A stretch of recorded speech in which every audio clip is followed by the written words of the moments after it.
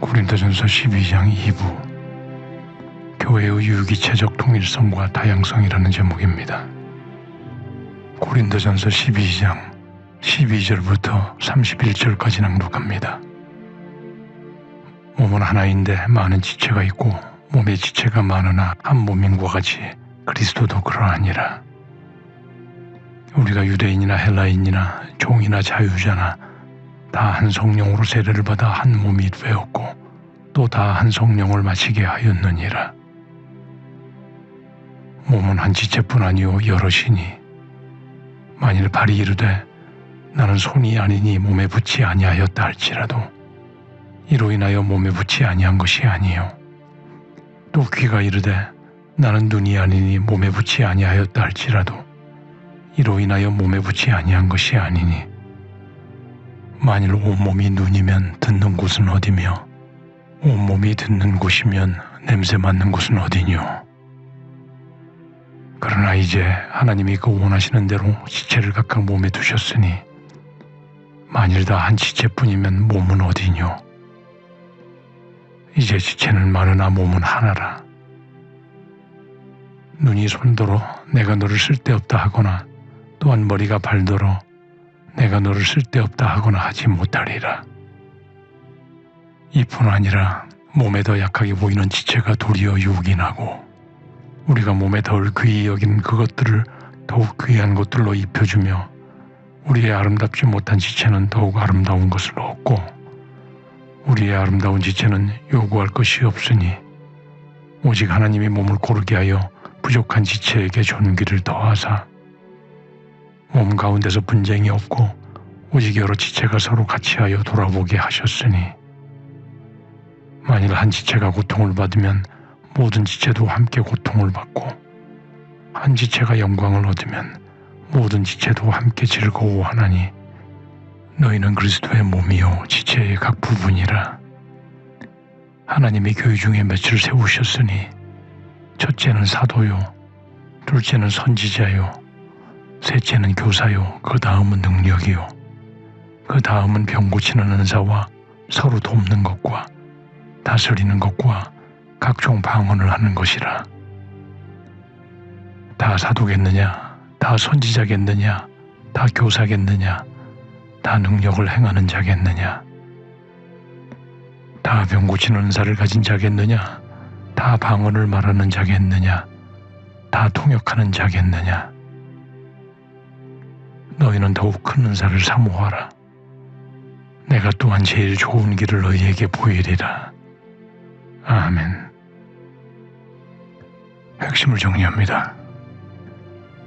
1절부터 11절까지 표면적 은사의 다양성 및 기원과 목적에 있어서의 통일성에 대해 언급한 사도 바울은 이제 12절부터 31절까지 몸과 지체의 비유를 통해 교회의 유기체적 통일성 및 다양성에 대해 교훈합니다. 12절에서 몸은 하나인데 많은 지체가 있고 몸의 지체가 많으나 한 몸인과 같이 그리스도도 그러하니라고 합니다. 지체란 몸의 각 부분을 말합니다. 그리스도도 그러하니라는 것은 몸이 많은 부분들로 구성되어 있는 것처럼 그리스도도 여러 성도들이 합쳐져 하나로 연합되어 있음을 말하는 것입니다. 즉 한 몸에 속한 지체들이 그 고유한 개별적 특성을 가지고 있지만 하나의 통일성에 참여하고 있는 모습임을 말합니다. 이는 갈라디아서 3장 28절에서 너희는 다 그리스도 예수 안에서 하나니라 라고 말한 것과 같습니다. 13절에서 우리가 유대인이나 헬라인이나 종이나 자유자나 다 한 성령으로 세례를 받아 한 몸이 되었고 또 다 한 성령을 마시게 하셨느니라고 합니다.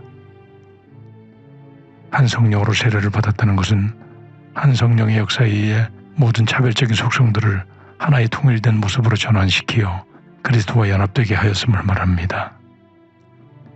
로마서 6장 3절에서 세례는 그리스도의 인격적 연합을 통해 그와 함께 죽고 부활한다는 것을 의미한다는 말씀과 상통합니다. 한 성령을 마시게 하셨느니라는 의미는 예수님께서 누구든지 목마르거든 내게로 와서 마시라고 하신 요한복음 4장 14절 말씀과 같이 영적 생명을 영접하게 되었다는 말씀으로 세례의식과 일맥상통하는 말씀입니다. 즉 세례를 받은 자는 성령을 마시게 되며 그리스도와의 유기적인 생명의 연합관계를 형성하게 됨을 말합니다. 14절에서 몸은 한 지체뿐 아니요 여럿이니라고 합니다. 바울이 사람의 몸의 여러 부분을 말하는 것은 이제 그리스도의 몸인 교회의 다양성과 통일성에 대해 말하고자 하는 것입니다. 15절에서 만일 발이 이르되 나는 손이 아니니 몸에 붙지 아니하였다 할지라도 이로 인하여 몸에 붙지 아니한 것이 아니요. 또 16절에서 귀가 이르되 나는 눈이 아니니 몸에 붙지 아니하였다 할지라도 이로 인하여 몸에 붙지 아니한 것이 아니라고 합니다. 붙지 아니하였다는 것은 독립된 존재라고 말하는 것이며 아무리 손이나 귀가 스스로 독립된 존재라고 하여도 결코 독자적 실체가 아님을 강조하는 것입니다.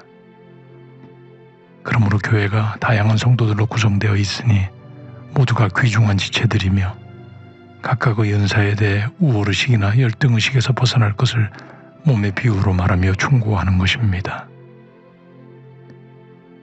17절에서 만일 온몸이 눈이면 듣는 곳은 어디며 온몸이 듣는 곳이면 냄새 맡는 곳은 어디뇨? 라고 합니다.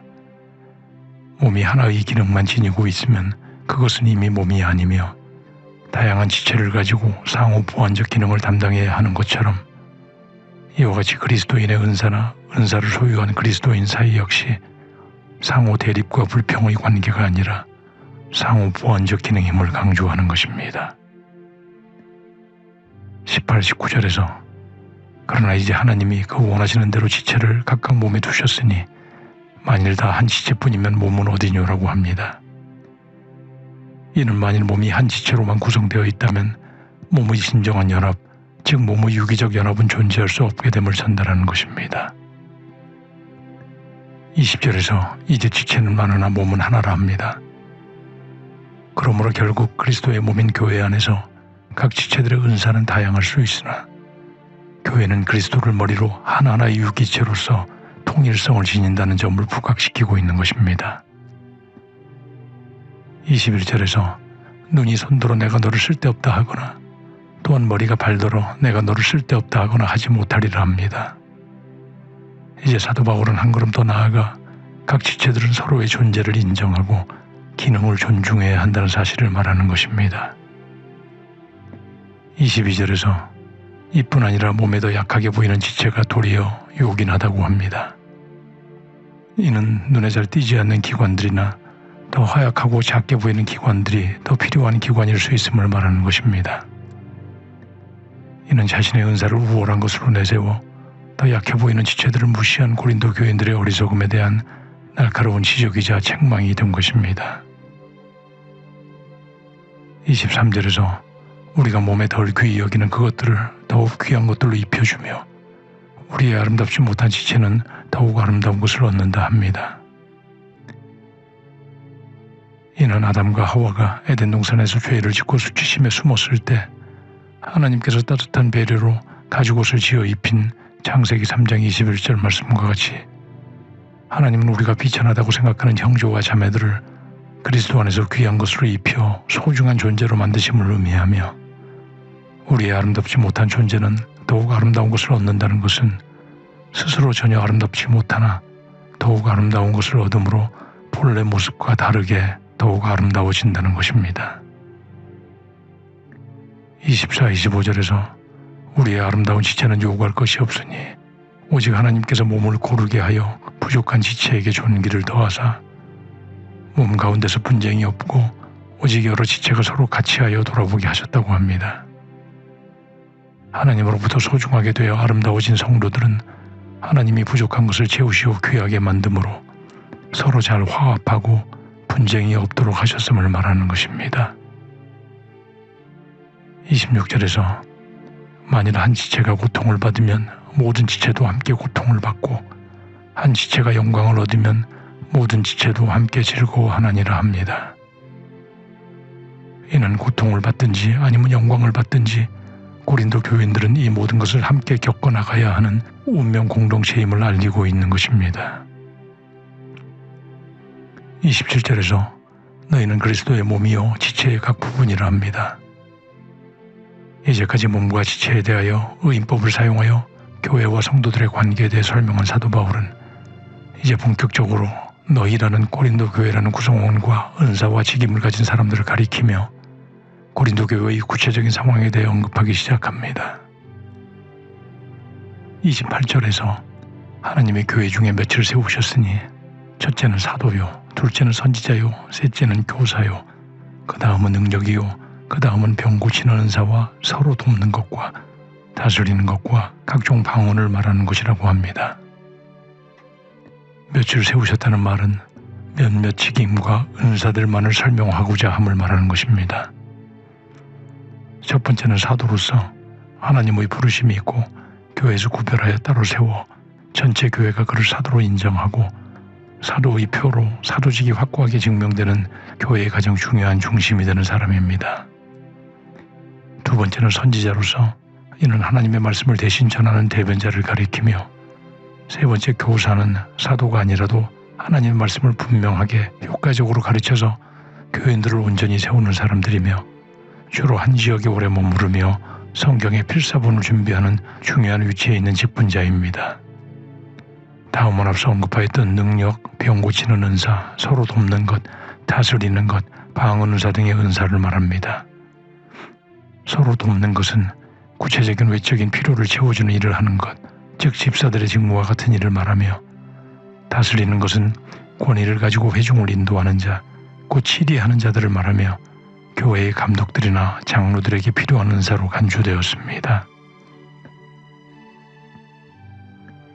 29절과 30절에서 다 사도겠느냐, 다 선지자겠느냐, 다 교사겠느냐, 다 능력을 행하는 자겠느냐, 다 병 고치는 은사를 가진 자겠느냐, 다 방언을 말하는 자겠느냐, 다 통역을 하는 자겠느냐고 합니다.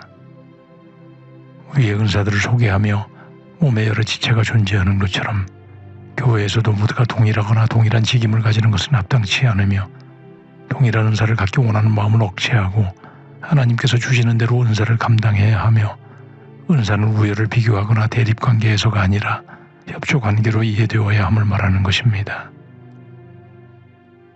31절에서 너희는 더욱 큰 은사를 사모하라. 내가 또한 제일 좋은 길을 너희에게 보이리라고 합니다. 사도 바울은 이제 직분과 표면적 은사에 대한 소개를 마무리하며 이제 다음 13장부터 소개하는 모든 은사보다 뛰어난 은사가 있으니 그 은사를 사모하라고 권면하며 12장을 마무리합니다. 우리 모두는 교회 내의 모든 직분과 또 성도들에게 다양한 은사가 주어지는 것은 그리스도의 몸, 즉 교회를 이루는 다양한 지체들의 통일된 연합체를 구성하기 위한 것이며 성도들과 교회에 유익을 주기 위함임을 기억하고 모두가 동등한 관계에서 맡은 바 소임에 충성하며 그리스도의 몸이니 건강한 교회가 세워지도록 섬김과 봉사로 힘을 합해 나가야 될 것입니다.